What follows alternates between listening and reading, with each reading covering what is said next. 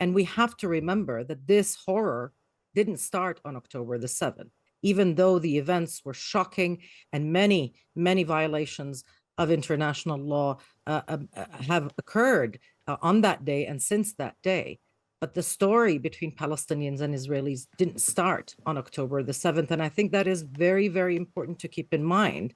It's easy to get lost in that detail, to draw a line in the sand. Politicians know better, world leaders know better, and they know that we reached that fateful day because of their Yeah. failing, partly because of their No, and failing, because they've allowed the situation to continue forever. And you can't keep an entire people captive indefinitely and expect them not to do anything about it. we are reflecting on a very sort of somber anniversary, 6 months on from the 7th of October.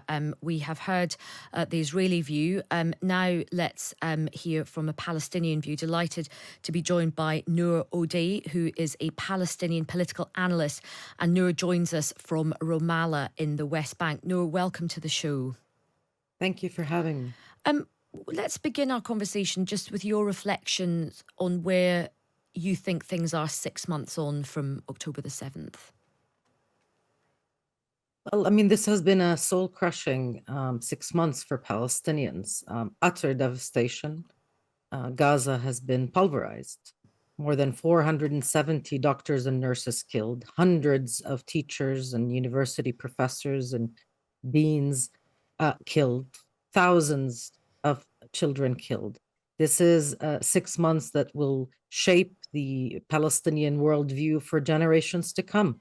And unfortunately, there doesn't seem to be an end in sight.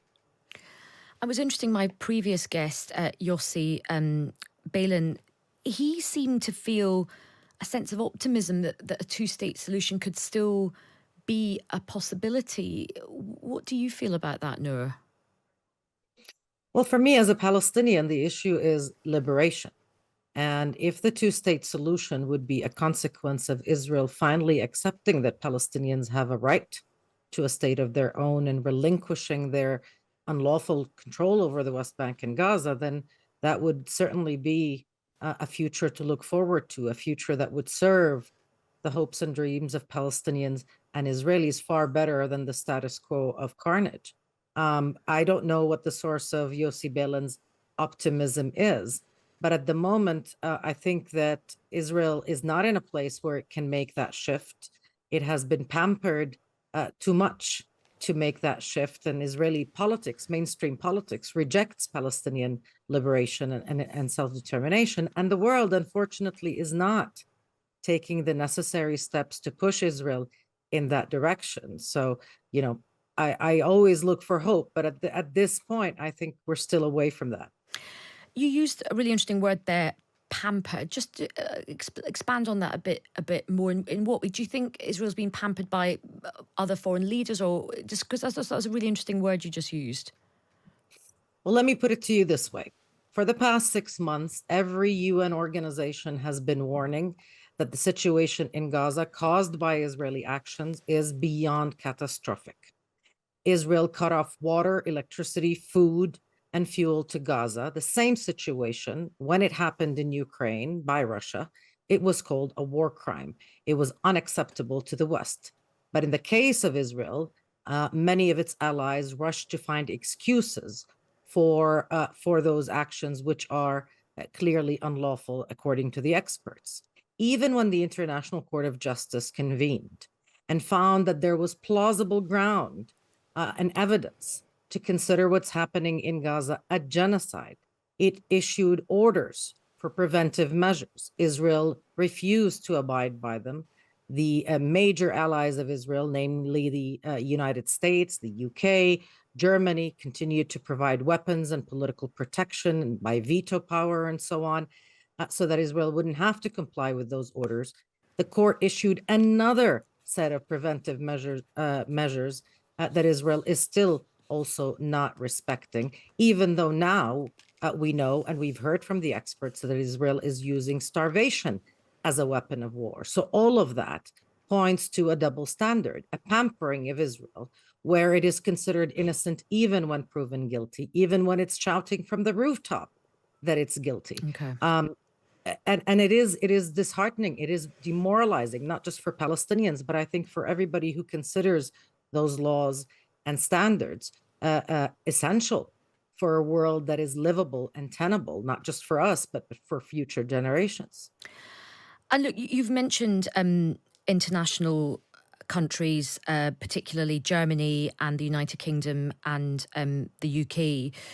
I mean, last week we had the awful situation about the 7 aid workers getting killed, and of course that has provoked a very, now many will argue, why should it take the death of 7 aid workers when so many other people have been killed in Gaza? But that was a big moment which provoked a really furious reaction from allies. Joe Biden was very angry about it.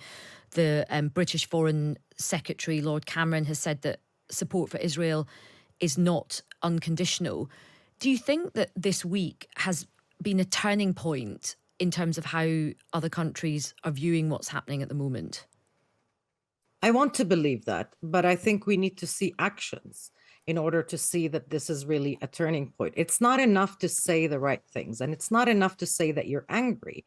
If you're angry about something and you think it's wrong, then you have to do something about it, which is what the EU's top diplomat Joseph Borrell said a few weeks ago, not just after the killing of the 7 international aid workers. Weapons are still going in. Political protection is still being provided. So anger aside, not much is changing by way of policy. And if we want to draw a parallel that predates this war, we can look no further than the issue of settlements. For 30 years, the UK, the US, every country in the world told Israel that they are upset about expanding settlements, that they consider them rightly a violation of international law, that they are unlawful, that they would not be recognized. But Israel continued to expand those settlements, and the number of settlers went from 100,000 at the beginning of the so-called peace process to more than 700,000 now. Words alone don't change realities, and that's what we need to see in order to believe that this is a turning point. Yeah, we've actually had quite a few of our listeners messaging in, making that exact point about the West Bank settlements and about how they are illegal. Quite a lot of people are messaging in, agreeing with you, saying this lady is right, double standards are blatantly being applied here. But we have had a few other listeners know who have also are very sympathetic to what you're saying and your argument, but also making the point that what happened on the 7th of October was absolutely horrific as well in terms of the attacks on those Israelis, and that the leadership of Hamas could help. We've been talking about Netanyahu a lot on this show, and there's been so much criticism about Netanyahu, and many of our listeners share that view. But there is also, of course, a huge revulsion for what Hamas did on the 7th of October. And also many of my listeners are making the point, why doesn't Hamas give up the remaining hostages? They've been held for a long time now. What do you think is going on? Why doesn't Hamas say, fine, let's move to a ceasefire. We will give up the hostages if you get out and stop doing this? Well, there's a lot to unpack there, but let me just point to what many of the families of the Israeli captives have accused Netanyahu, which is that he has trampled and obstructed ceasefire talks many times. He has limited the power of his negotiating team, which is something that Biden also told him he has to stop doing. I don't think there is a lack of trying here. And we, objectively speaking, Hamas has been at the table of negotiations on a ceasefire and a deal to release captives for months. But they won't even give out information about who's alive and who's dead. Well, I mean, I can't speak to what they're thinking about this is, but we also have to keep things in perspective, because there are thousands of Palestinians that Israel has abducted. Some are children, many are women, many are doctors. They are held, nobody knows where in Israel.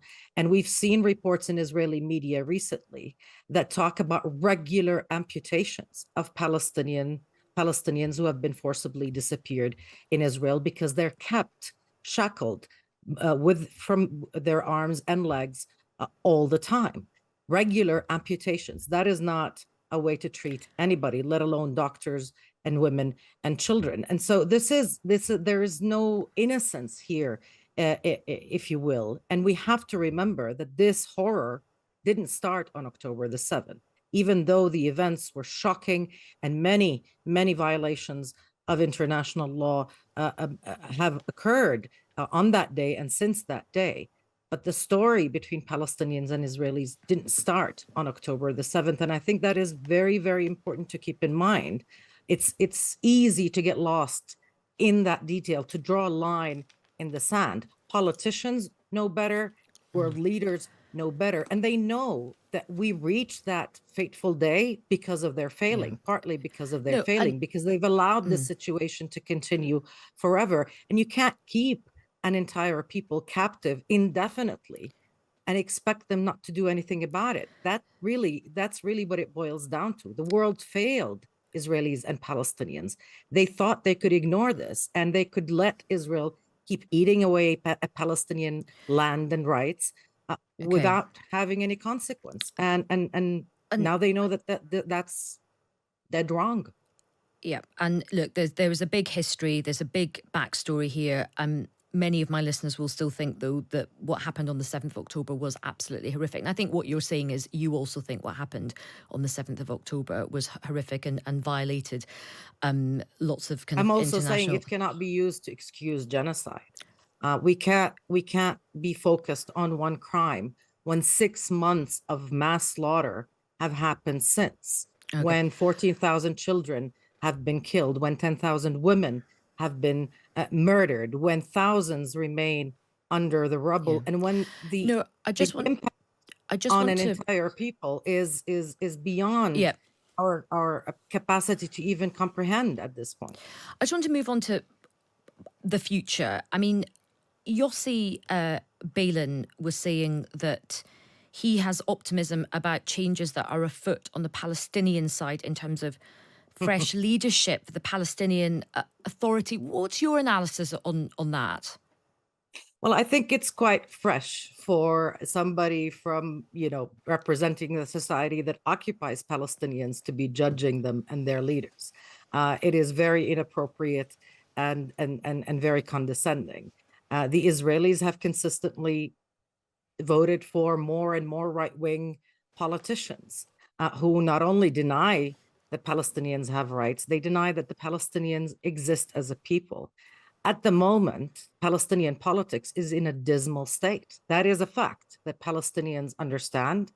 What we've seen recently in terms of changes, in terms of an appointment of a new prime minister, is not really a change in politics. And it doesn't answer to the changes that the vast majority of Palestinians want, which is accountability to Palestinians. We saw the Palestinian president being squeezed by major countries that provide some donations to the Palestinian Authority and making changes that they wanted to see happen. So I'm not sure how much traction that will have and what kind of impact it will have. I suspect it won't have much. And this is not the kind of government that will outlast, I think, this war and all its consequences. Palestinians need to have a revived body politique, that is for sure, but that needs to be in accordance with Palestinian priorities and the will of the Palestinian people through the ballot box, not the assessment of the occupier or their backers, for that matter. Well, look, Nour, it's been really good speaking with you and getting your insight and your analysis. Thanks very much for your time. Thank you for having me. That was Nour Odeh, who is a Palestinian political analyst who's joining us there from Ramallah in the West Bank.